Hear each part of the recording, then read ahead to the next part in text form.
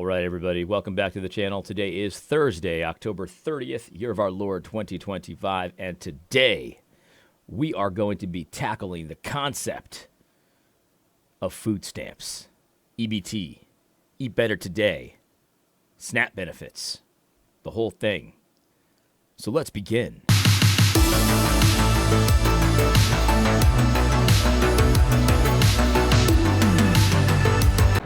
Y'all, they gonna start looting. I see it coming. Once they shut them fucking food stamps off, they gonna start looting. And I'm gonna be right there looting with them. Y'all. Sounds like she's not kidding. It really just sounds like she is not kidding. I gotta be honest with you. Obviously, we're seeing a lot of this kind of stuff. I don't have a lot of experience with EBT or SNAP benefits, things like that. When I was a kid, we were never on EBT, SNAP benefits. And, of course, there were times when I was a kid, we were never destitute or anything like that. But we weren't as, rich as other people. And, my parents, of course, have told me stories that when my father was in college, that, and when they first started out, that, they would have a very particular shopping list, very bare bones, that they bought the same thing every week. And so, of course, they'd be hunting the deals and stuff like that. But besides the deals, they would buy the same few items every week, and they basically ate the same thing every week. And that's kind of how they did it because, they didn't have a whole lot of money. And that seems to make sense to me. And so I didn't really have a whole lot of experience with food stamps. I remember one of my first memories of it is there was a video on YouTube. Yeah, YouTube video. And there was a song called Swipe My EBT, My EBT, My EBT, I just swipe my EBT. It was a joke, it was kind of making fun of EBT culture a little bit because EBT culture is completely outrageous. It's outrageous, and obviously, just full disclosure, I'm not talking about every single EBT recipient of all time. I mean, obviously. But there's a good percentage of EBT people that absolutely see no shame in it whatsoever. In fact, they flaunt it. They talk and they post videos of their grocery hauls on EBT and their SNAP benefits, and they're buying all kinds of food, and a lot of it is completely expensive food and not healthy at all, just fun food, cookies, cakes, things like that, sodas, lobsters, all that kind of stuff. And it's pretty ridiculous when you think about it. And so, yeah, I mean, and then you get these videos now that EBT, it's going to be shut off on November 1st. I don't believe that. I haven't believed that from the beginning, and I still don't believe it. We're a couple days away when it's allegedly going to happen. I don't believe it's going to happen. Simple as that. But if it does, they're talking about how they're going to be looting and they're going to be robbing white people and they're going to be, causing all kinds of trouble because they're not getting their EBT, their SNAP benefits and all that kind of stuff, and it's pretty outrageous when you think about it. And I've seen people that said, hey, I'm gonna be strapping when I go to the grocery store. I'm gonna be strapping, and all that, So, be careful out there. Obviously, if you live in a high EBT area, which I do not. But if I did, you got to keep your head on a swivel. You know what I mean? You got to keep your head on a swivel in those high EBT areas when EBT gets shut off and all of that. But in any case, these videos are endless, and we've got endless videos of people talking about all kinds of stuff. I mean, a lot of it is threats of violence. A lot of it is just frustration and all this kind of thing. It's very crazy. Now, I wanted to talk about this video with this lady. Let me cue it up here. And the title of this video by this account, EBT off TikTok, there's a lot of humor in this. There's a lot of hilarious stuff, and I'll show you one of them on here. But this woman has a whole argument about EBT, and she really doesn't have a high opinion of people like me. But I'm going to respond to her in a very reasonable way because I'm a reasonable guy. I'm a reasonable guy. That's what I'm known for, So she has some things to say. It says, woman says it's immoral to not let EBT recipients buy whatever they want with taxpayer money. So here we go. She's crashing out, like the kids say. I just watched a video of a lady who was saying that anybody who's on any sort of government assistance program like SNAP benefits EBT. should basically be like rationed, right? Like rationed, because they're poor, you can only have these foods. Like she said that they should get a selected box of food that only includes meat, vegetables, fruit, bread, and rice.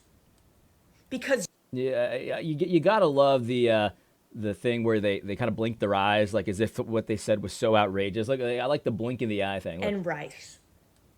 Because you're poor. yeah. So, like, should we also, like, line all of the poor people up who receive SNAP benefits as we pass out these boxes, point and laugh and call them peasants and poor? Like, what in the actual fuck is that kind of mentality that you believe that just because somebody is of a lesser economical status than you and that they have to rely, or not always rely, but receive additional help? By the way, I hope you know that a lot of these people on SNAP benefits are like teachers, nurses, like it's not just people who aren't fucking working, okay?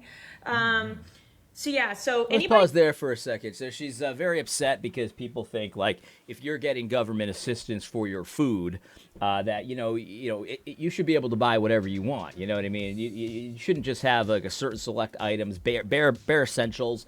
Meat. Bread, rice, vegetables, fruit. I mean, that's honestly, that kind of sounds like a lot to me. I mean, that's actually a pretty balanced diet. You know what I mean? Back in the old days, nobody ate fruit because it didn't exist. They couldn't find it. You know what I mean? It was a rich person's thing. I remember when I was a kid, getting a pineapple was like a big event, right? We got bananas and apples. That's what we got.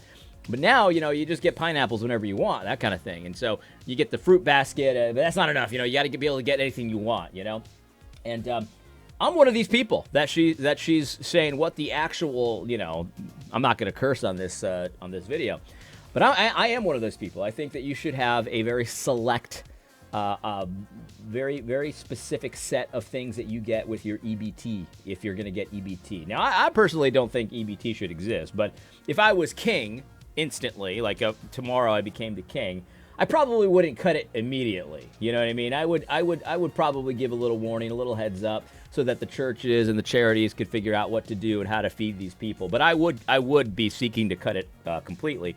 But here's the thing, though, and I think one thing you got to consider, and this is as a Christian, right? As a Christian, we need to really kind of lean into. You know what I mean? Even Big Eva people can understand that. You got to lean into the goodness of shame. That's right. Shame. You got to lean into it, right? Because here's the thing, right? This woman wants to make people that are on government food assistance, SNAP benefits, as comfortable as possible, right? And that's supposed to be compassionate. If you want to buy yams and ho-hos and all this kind of stuff, whatever you want to buy, you should be able to buy it, right? The fudge rounds and all that kind of stuff, right? And I don't believe that. I don't believe that because the idea of providing some kind of assistance is that you get off of it at some point, right? But if you make you too comfortable with it, though, you're never going to have any incentive to get off it. You actually should have shame taking benefits. That's a good thing. You should have shame taking benefits, right? And if the way we do benefits, there's really no shame about it at all. Like I always imagine, like if I was in a situation like this where I needed food, right? Where I needed to feed my family, right? What would I do, right? And I would probably ask my parents for assistance. That's what I would do, right? Or my brother or my sister, right? And that would be a very shameful moment for me. And I would feel that shame. And my parents would not, yell at me and say, oh, you're a loser. Like, they wouldn't do that. I've got good parents, right? My brother's a good brother. My sister's a good sister. Like, they would help me out. No questions asked. They would just help me, right? But I would feel shame asking. And that shame, and don't downplay the shame, right? That shame actually is a benefit to you because you don't like feeling shame. Nobody likes feeling shame, right? And so that shame is a tool that you can use to make sure that you get in a situation where you don't have to ask anymore, right? Like if I asked my father for money, no matter what the amount was, a small amount or a big amount, my father wouldn't feel it, right? That my father's got it like that, right? He's done the right things with his life, and he's been very fortunate and all of that. And he has the money, right? It's not about not having the money. But I would still feel ashamed of asking, right? Because here's why. Here's why. Because I'm a father and a husband, right? And part of my responsibility, right, my duty, Bible says this, is to provide for my family, right? Is to provide for my family. And the Bible says that if a man who doesn't do that is worse than an unbeliever, right?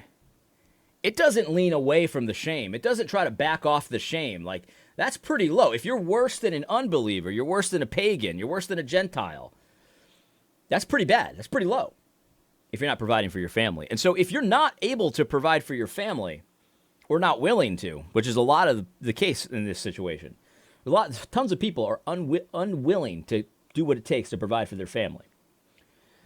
But if you're not providing for your family, no bones about it, that's a shameful position to be in.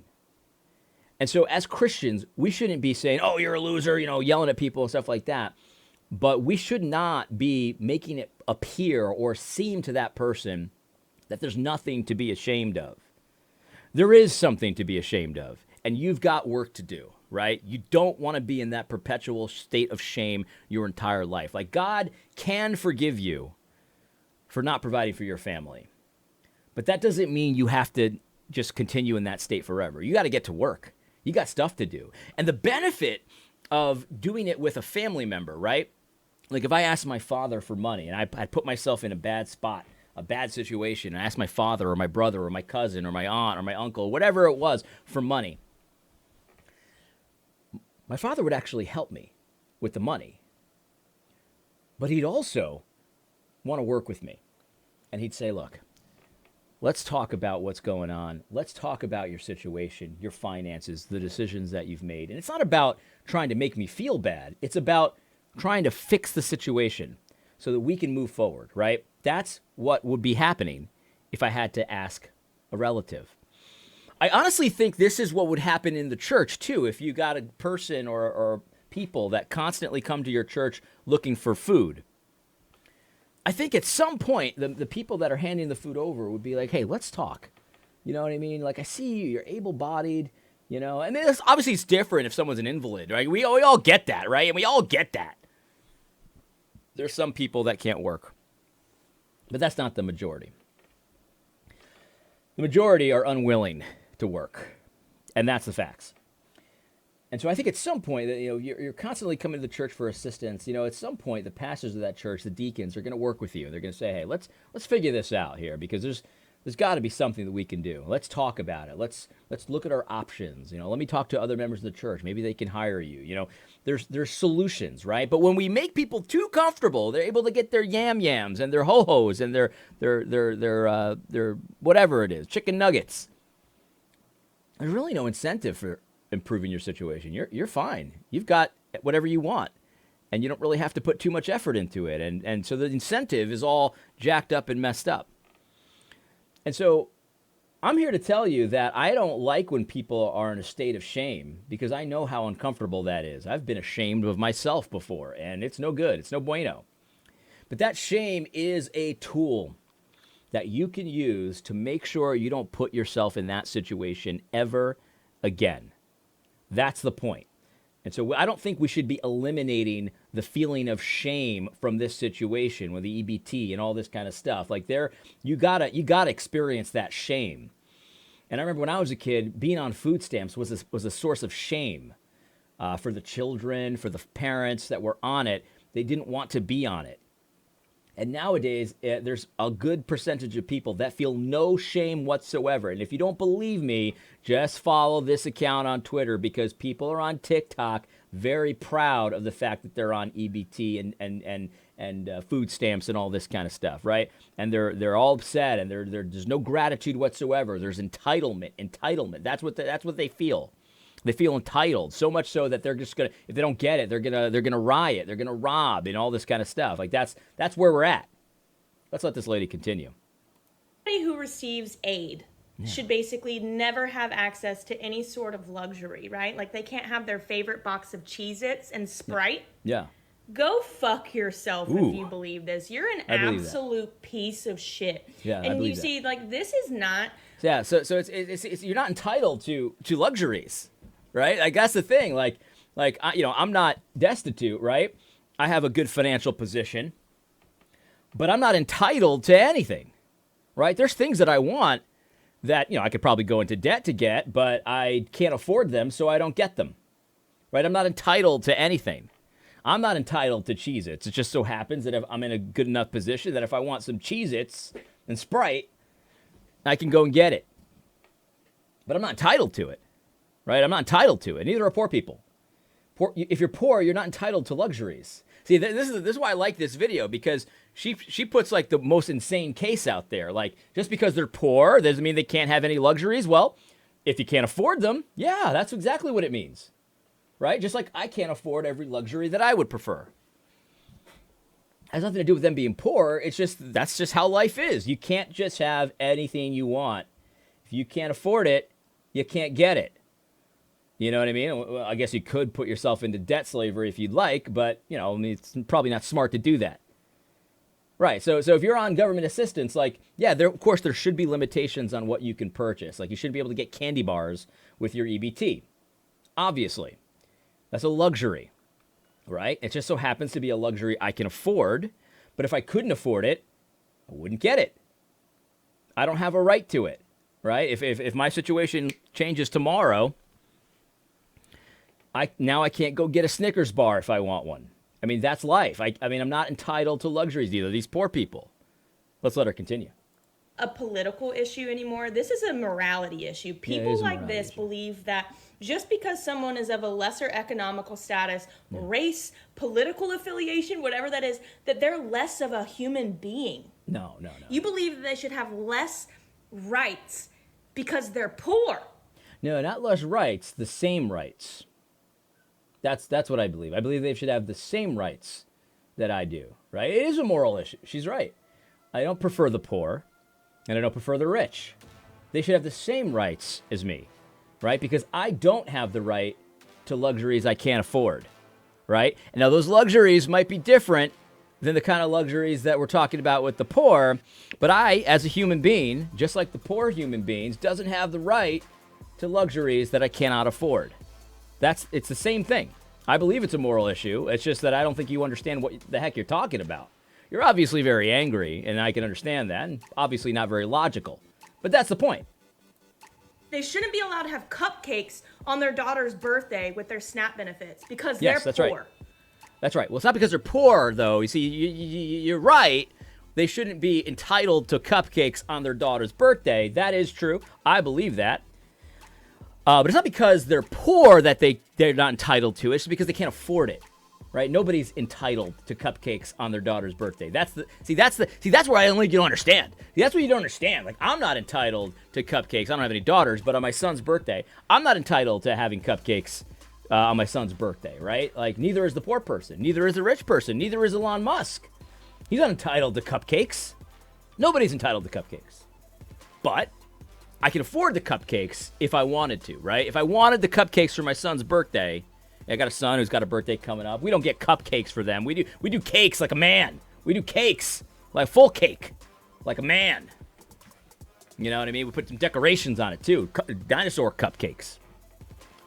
I'm not entitled to it, but I can afford it, so I'll get it. You know what I mean? I want to make my son's birthday a little special. Now, here's the thing. We got to go back to the shame thing. We got to lean into the shame, right? That's what we got to do. We got to lean into it. Put myself in a situation where I cannot afford a cake for my son's birthday, right? I could see myself being in that situation. You know, I can imagine how that would feel.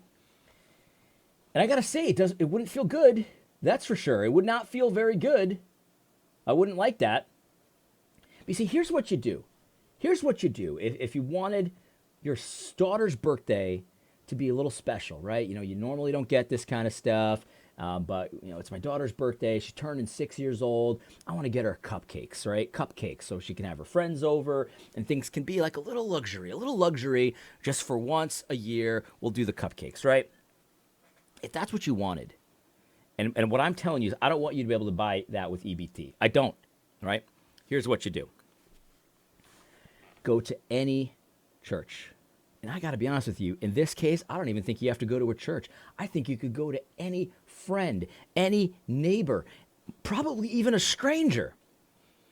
and come up to them and say, look, I'm poor. You know what I mean? I don't have money. I could barely keep the lights on in the house, My daughter's birthday's coming up, and I just really want to do something special for her, but I can't afford it. You know what I mean? Like, could you maybe spare $5 so I can get some flour, some sugar, some eggs, and make her some cupcakes for her birthday? Like, I'd like her to just have some few friends over, and I'm not asking for much. Just give me, I bet you that you could probably ask 10 strangers that question, and probably 10 out of 10 would give you the money for the cupcakes. You know what I mean? They'd give you the money for the cupcakes. And I bet you that a good percentage of those people would probably give you more than what you need. They'd probably say, you know what? I'll get you the cupcakes, and why don't we go over to Walmart, pick out a toy, and I'll get it for you. I bet you a good percentage of people would do that. And you would feel so grateful. You would feel shame in asking. And that's the point. Women like this have this empathy where nobody should be made to feel ashamed, right? But no. You got to lean into the shame, right? You'd feel ashamed asking, but then you'd be so grateful instead of entitled. You would never feel entitled to someone else's money. You would never feel entitled to their money because you can see them and look them in the eyes. Some people would. I mean, some people just don't care. They got no shame. We've created that, by the way. Our EBT system has created people with no shame. This whole account is just an account of person after person after person. They have no shame. But you got to lean into that shame. We got to make shame great again. That's what we got to do. We got to make shame great again. Because you'd probably go to that church and they'd do much more for you than you even asked. You'd probably, establish a relationship with them and all that. But the shame, you'd never forget the shame that you felt. And you could use that shame to energize you into doing what you have to do to improve your situation. We got to lean back into that shame, baby. We have to. Put your candle in your fucking bread. Like, this is why. I mean, can you imagine if someone said that? Put the candle on the bread. Here's some water. You can celebrate with the water. I mean, I just can't imagine anybody doing that. But what EBT is different, though, right? Because we've removed the personality to it. It's just money that shows up into your account. It's like free magic money. And so you don't feel any shame. It's just there. Now it becomes an entitlement. And now you feel entitled to robbing people if you don't get it. Right? That's the thing. You should be able to afford, if we're going to have EBT, there should be a very small list of things you can get. Basically enough to keep you nutritionally satisfied. That's it. And that's it. Just enough for that. Because I want you to be uncomfortable in that situation. That is the point. I want you to be uncomfortable. I try. It's so frustrating because I don't want you to be satisfied with it. That's the point. You should not be satisfied with it. You should be uncomfortable. And you use that uncomfortability to improve your situation. Attention is so hard because I get so mad that people like this exist in the world. Like, what a fucking piece of shit, man. She sounds like she's not kidding. She's mad. She's very mad at my existence. But I'm okay with it. You know what I mean? I'm fine with it. It's no problem. It's no problem. All right, one more video. We've got Thomas Sowell Quotes posted this video from Ashengland03. And Conley Owen said something that I think is very worthwhile, so we're going to talk about it. Let's watch the video first. Okay, TikTok, it's time to do your thing. We are going to help this poor mama out. Her name is Cass. And Cass is worried that she is going to lose her Medicaid because she is simply too busy. Too busy to work. She has got 3 kids. One lives with her. Unwilling to work. And she's really busy taking them to and from school and to doctor appointments. Her husband is on disability, and between the two of them, there is simply no time to work. We need to make sure, is there anybody out there that works for the IRS? Because we want to make sure that there is absolutely no unclaimed income here for Miss Cass, because that would put her at risk of losing her Medicaid. So we just want to make sure that we can help her out in any way that we can, so that she does not lose all of those amazing benefits that you get from all of those hardworking, full-time working mothers who also have children, who also have to get their kids to and from school, who also have to make time for the doctor's appointments and the dentist appointments and for their own mental health. Let's please help her out. Yeah, I see what she did there. That was a good video. That was a good video. You notice she's circling the view counts and stuff like that, and implying that she does make an income and all this kinds of things. Yeah, I mean, it's so funny. Like, I'm too busy to work because I'm too busy bringing my kids to school and going to doctor's appointments. I mean, as if working people don't bring their kids to school and have doctor's appointments. I mean, it's unwilling to work, right? I mean, she should get no benefits, none, just zero benefits. That's my opinion, right? That's my opinion. But then Conley Owens says this, which I think is so good, right? And this is gonna if you grew up like I did in normal evangelical circles, this is gonna sound really mean and unchristian, but it's not. It's not unchristian. Let's talk about it. Conley Owens says this: failing homes need to be allowed to fail, so they will join with successful ones. Why subsidize failure? Why avoid some initial discomfort rather than letting people be pressured into much healthier situations? It's no different than the airline bailouts. That's so true. It's so true. That is a good way to look at it, right? Because I think sometimes, myself, I often think of worst case scenarios. That's something that I do regularly, right? And I remember during COVID, I had just moved. I bought a house, which ended up being a great, providential decision. I had bought a house, right, and I just moved, and then the COVID hit, and I started wondering, what would I do if I couldn't make any money, right? Like COVID, the world ended, what would I do? And, just thinking to myself, and I'd probably, if worse came to worse, I could move in with my parents, my father, my brother, my sister, something like that. But that wouldn't be very comfortable, right? Like, that wouldn't be comfortable.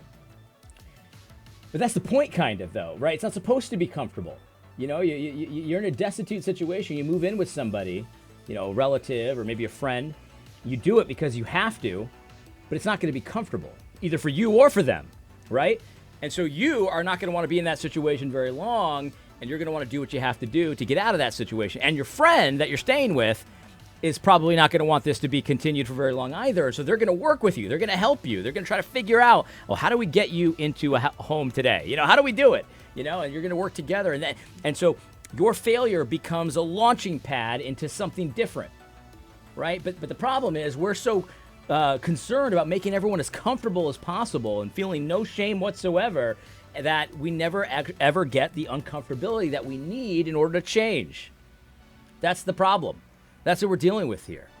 And so we've got to lean into the shame. It's not that you make people feel ashamed by yelling at them, calling them a loser. I mean, maybe, depending on the relationship and the situation. But, if a poor person comes to your church and needs some food, you give them some food, right? They come again, you give them some food. They come again, then you start to talk to them. Start to establish a relationship with them. Try to help them out in more ways than giving them the food, right? And that's what you would want to do. And so I think like there's all this talk about you just want people, they're lesser than you, so you don't think they deserve this. Nobody deserves it, right? And that shame that they feel, that's a tool for them. And they can use that tool to improve their situation. It's as simple as that. It's as simple as that.